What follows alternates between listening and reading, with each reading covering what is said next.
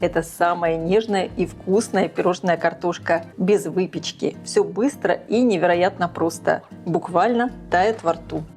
В первую очередь измельчаем печенье савоярди в блендере. Если у вас нет возможности купить печенье савоярди, его очень просто приготовить дома. Ссылку на рецепт я оставлю под видео в описании. Измельчаю печенье до состояния вот такой мелкой крошки. Пересыпаю крошку в миску.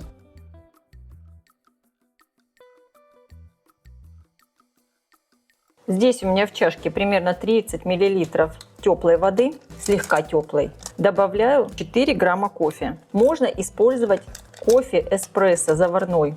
Делайте его тогда очень крепким. Но мне, кстати, больше нравится готовить с растворимым кофе. Мне кажется, он более такой ароматный получается.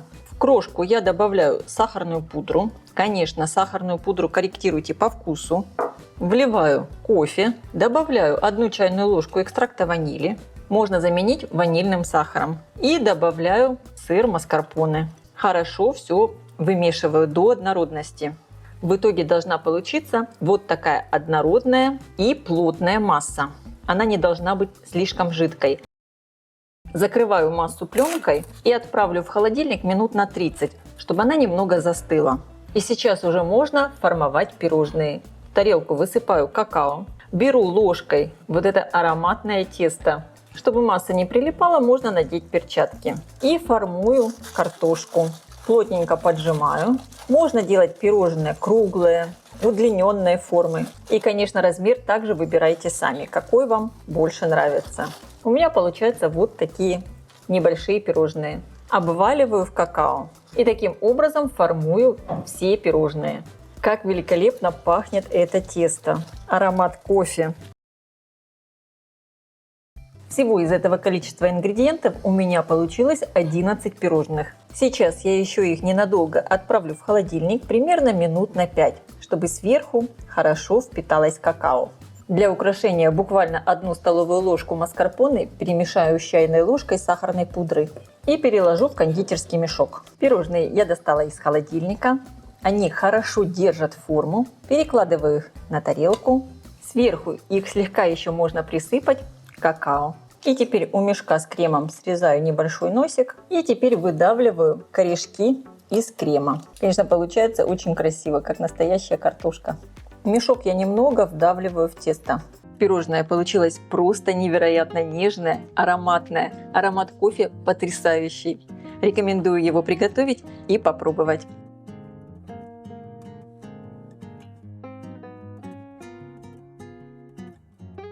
Суфле «Птичье молоко». Настоящий десерт детства.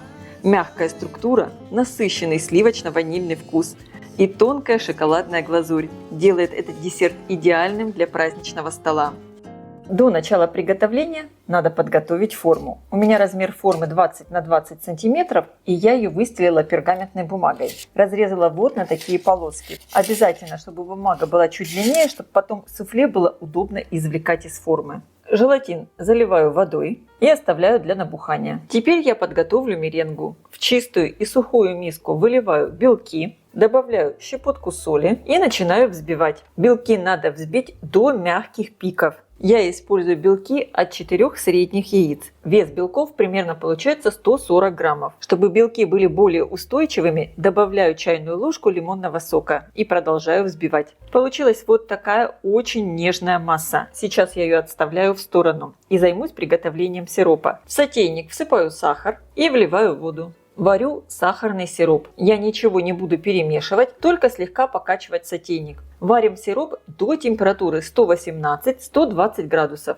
Немного покачиваю сотейник, чтобы весь сахар расплавился. Сироп варится на самом деле очень быстро. Сироп уже почти готов. Он у меня уже достиг температуры 114-115 градусов. Я сейчас его вот так вот выливаю из ложки. Посмотрите, он уже начинает тянуться вот такой ниточкой. Еще немного и все готово. Температура сиропа у меня уже 117. Ну и сейчас 118 градусов. Этого вполне достаточно.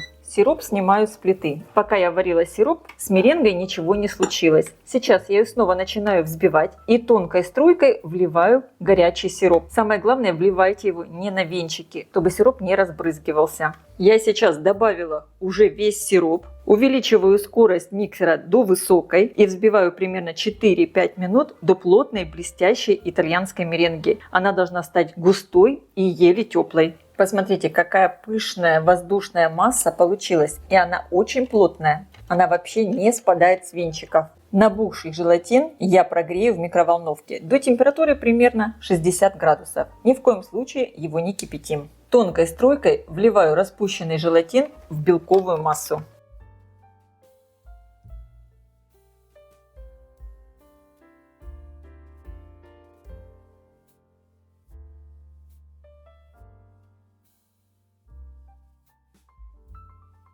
Посмотрите, какая нежная воздушная масса получается. И теперь в нее понемногу я добавляю мягкое сливочное масло комнатной температуры. Буквально по чуть-чуть. Добавляю и перемешиваю.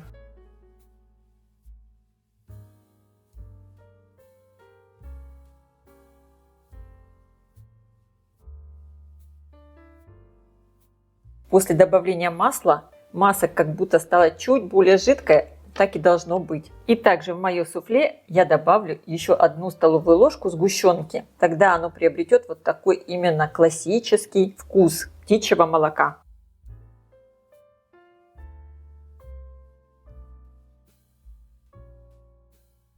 Суфле готово. Переливаю его в подготовленную форму. Разравниваю. Если есть вот такие небольшие пузырьки воздуха, их можно лопнуть зубочисткой. Шпажкой. И теперь я суфле отправляю в холодильник часа на 2-3, чтобы оно хорошо застыло. В шоколад добавляю сливочное масло и теперь растоплю в микроволновке короткими импульсами, каждый раз хорошо перемешивая, чтобы шоколад не свернулся. Если хотите, можно растопить на водяной бане. Не перегревайте шоколад. И теперь в эту шоколадную массу я еще добавляю 1 столовую ложку растительного масла. Оно придаст мягкость, и глазурь не будет такой плотной, твердой. Ее будет легко разрезать. Перемешиваю и дам глазури немного остыть перед тем, как выливать ее на суфле. Примерно до температуры 35-37 градусов. За пару часов в холодильнике суфле хорошо застыло. Выливаю на него шоколадную глазурь и просто вот такими покачивающими движениями распределяю. И отправляю все в холодильник еще примерно на 20-30 минут.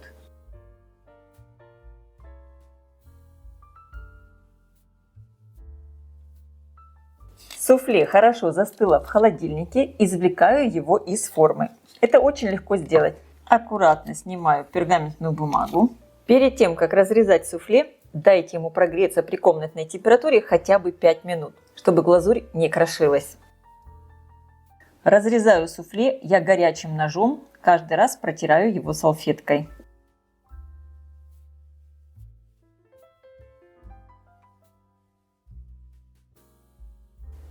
Суфле очень хорошо разрезается на порционные кусочки. Мне удобно из формы 20 на 20 сантиметров разрезать на 16 штук.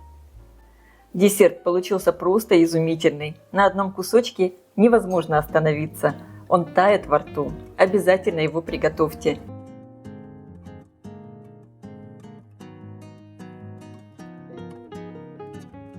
Молочный десерт за 5 минут.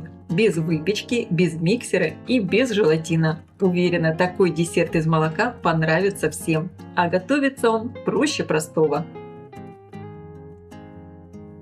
Сразу же я подготовила формочки, в которые буду разливать десерт. У меня вот такие фигурные формочки, но можно использовать и обычную кофейную чашку. Тоже получится очень красиво. Готовить десерт я буду вот в такой кастрюльке с толстым дном. Всыпаю сахар, добавляю кукурузный крахмал и муку. Перемешиваю. И я использую именно муку и крахмал. Мне кажется, так десерт получается намного вкуснее. Если вы хотите, можно использовать либо муку, либо только крахмал. Теперь постепенно я вливаю молоко и перемешиваю до однородности. В небольшом количестве молока все намного легче перемешать. И теперь вливаю оставшееся молоко.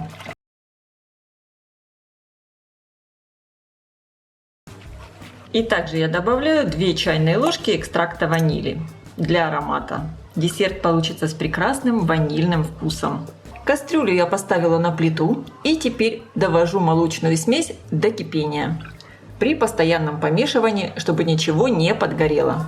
По мере прогревания масса начинает густеть. Интенсивно перемешиваю. Масса закипела, пошли пузыри. Провариваю ее буквально еще 1 минуту при интенсивном перемешивании, чтобы хорошо заварились крахмал и мука. Снимаю кастрюлю с плиты. И теперь сразу горячий крем разливаю по формам. По желанию можно добавить какие-либо добавки. У меня здесь замороженные ягоды голубики. Я их просто разморозила. Добавляю в крем. Можно добавить любые ягоды, фрукты, какие вы хотите.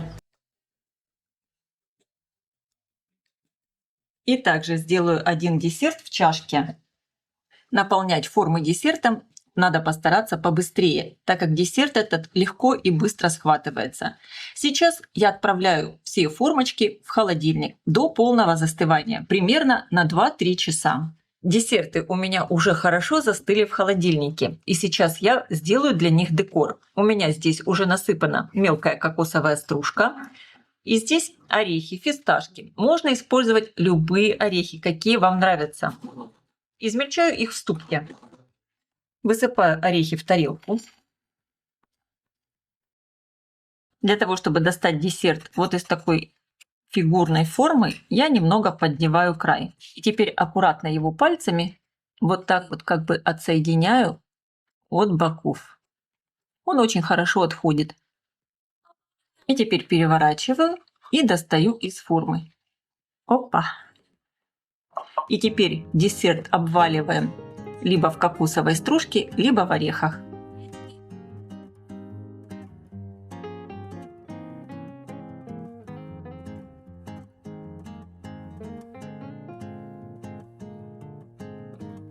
Вот такая красота получается.